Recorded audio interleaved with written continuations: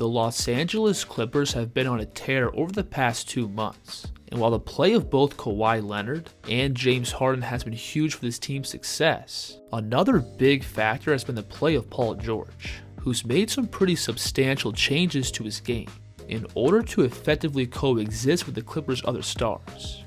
Now, throughout his career, George has primarily been an offensive creating wing, and last year, according to Synergy Sports, about 45% of PG's total usage was in pick and roll and isolations, but this year that number has dropped down to 34%.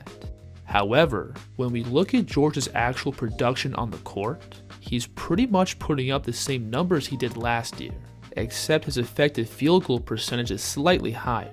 Now obviously, with James Harden on the floor, PG's not going to get the same amount of touches and usage with the ball. And so far this year, PG's biggest chunk of offense has come from him simply spotting up. Team runs more isolation plays than Now so far this year, Paul George is shooting a blazing hot 46% on all his catch and shoot threes. And these shots typically find him off the gravity of one of the Clippers' other playmakers.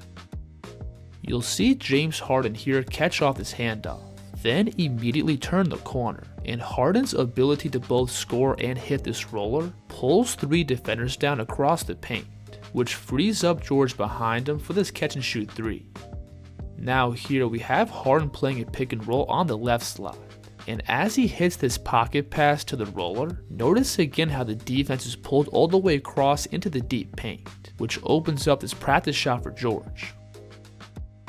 So obviously, if George is able to get enough room off the catch, he's going to be able to knock down these spot-up threes at a pretty high clip. But on top of that, PG also has really good height and length as a shooter, which allows him to effectively rise over defenders that are still in his airspace. Right here, you'll see PG catch with the lengthy Jalen Williams closing out, and Jalen's able to get right in PG's face as he brings the ball to his set point.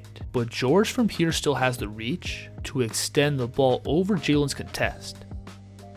We can see the same thing on this play, where again George catches with this defender putting a hand in his shooting window, but George still keeps the same consistent mechanics into his shot. Now, one really underrated part about PG's game is going to be how good he is at shooting off of movement. So far this year, George has an effective field goal percentage of 59% on all his shots off of screens. ahead of the horn. When working off these screens, George is elite at quickly reading the defense and feeling whether or not he has the space to rise up. Watch him here turn his head immediately on the catch, and when he feels that he has space, George is going to float into this left-right jumper. We can see the same thing here, where PG is going to catch and put his eyes downhill, and when he reads Holiday getting hung up on the screen, George is going to simply step into this jumper. And again, what I find really impressive is how PG always keeps the same fluid shooting mechanics, despite how physical and quick he has to play to set up these looks. This shot right here is tough, where PG here is going to aggressively set up the screen by initially exploding downhill and threatening this backdoor cut. But then, like a wide receiver getting open on a route, George is going to slam the brakes and come off this cross screen. Then he catches and flows into this quick but relaxed jumper. Now, because teams heavily respect PG as an outside scorer, he's able to leverage that threat and create easy shots at the rim. And this is also where PG's ability to quickly read the defense comes into play. You'll see Westbrook here working off the screen, and watch how George is going to fill in behind him. And as he catches the ball, notice how he already has his eyes on Jalen Williams closing out. And from this spot, notice how Jalen is completely out of control, which opens up this easy rip through and lob for George. Now we have George playing off this pin down screen, and again as he catches, PG has his eyes downhill reading the coverage. And when 2 defenders jump towards the ball, George is going to knife this pocket pass through to the cutter. Now when playing off the ball, many teams will try to face guard George in order to prevent him from catching the ball or working off of screens, but that in return opens up these backdoor cuts. He has enough energy and not. Nice backdoor cut. Watch Tatum on this play stay on George's top side, expecting George to possibly come off this flare screen, but that then opens up this lob pass over the top. You can see the same thing here, where Jared Vanderbilt is playing on PG's top side in order to wall him off any pin down screens, but that opens up another backside lob for 2 points. So Paul George's ability to be a threat off the ball as a shooter, slasher, and playmaker pulls a ton of defensive gravity off the ball, which in return gives the Clippers' other playmakers a ton of space to work with.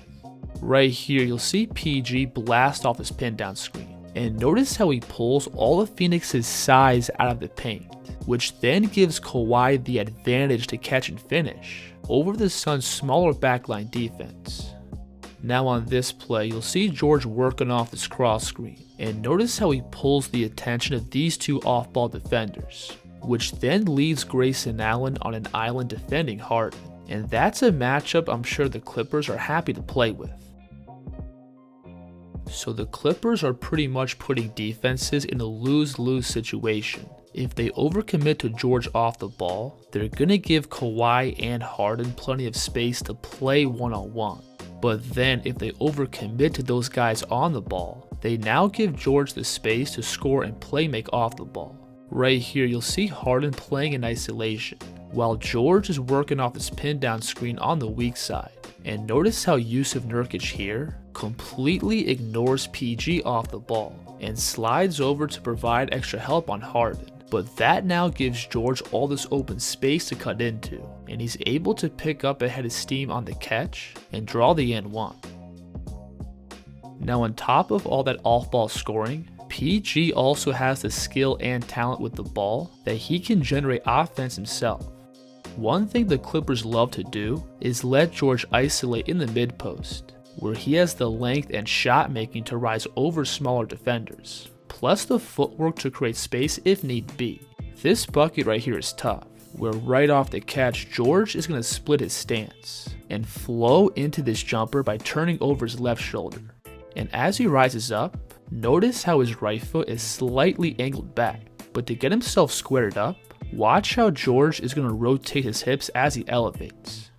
I love this move here, where PG's going to rip across towards his left, then plant off his right foot and lift his eyes up, selling the step back jumper. But from here, watch how George is going to pound the ball and transfer his weight to his left foot to then push himself downhill into this drive. Now when playing with the ball on the perimeter, I think we all know that George has one of the smoothest handles across the league. But I think the most important element to George's perimeter game is going to be his pull-up shooting, and specifically his three-point shooting off the dribble. So far this year, George is shooting a pretty solid 38% on all his pull-up threes, and he's very effective rising up, going both right and left. George gets a screen, gets a wide open look. This hezzy pull-up is by far his favorite move, where he brings the ball up to his pocket, then threatens the blow-by by dropping his shoulders and stepping with his outside foot. Then once he feels the defense slightly drop back, George is then going to settle in with his next step and rise up. You'll see him hit the same move here going right, where George is going to again bring the ball up to his pocket, then threaten the drive by dropping his shoulders and planting his outside foot.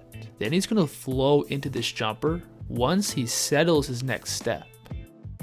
So because teams have to respect George's ability to rise up and shoot from range, he commonly pulls defensive coverages out well beyond the three, which then opens up his mid-range game.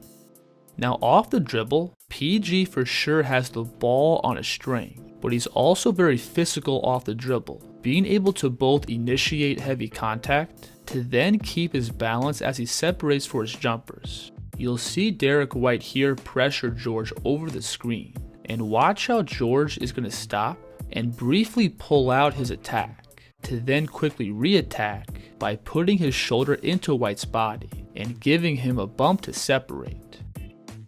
You'll see George hit a similar move here, where he now attacks the middle of the floor by going between, but watch how Cason Wallace is able to slide and wall off his attack. But notice how PG is going to step through that contact to then separate back for a step back. George also has very good deceleration off the dribble, having the ability to attack angles, then stop on a dime and separate for his jumpers.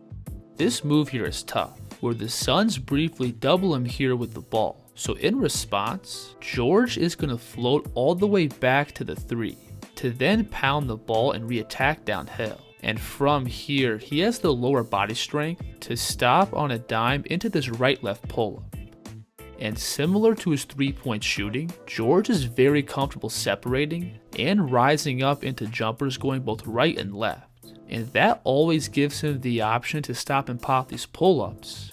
If the defense overplays his drive, you'll see him here attack to the middle with his right hand. And when this help defender slides over, George can easily slam the brakes by planting off his left foot, to then separate back for his jumper. So overall, I think Paul George is an extremely versatile offensive player, having the ability to play off the ball as a spot-up shooter, slasher, and playmaker. And he also has plenty of skills with the ball that he can generate a ton of offense in isolation or pick and roll. And I think George's ability to be a threat from pretty much every spot on the floor is one of the main reasons the Clippers have had such huge success with their stacked roster. If you want to support this channel directly, feel free to check out my Patreon for exclusive breakdowns. But regardless, I still appreciate you stopping by, and I'll see you on the next one. The Kids here.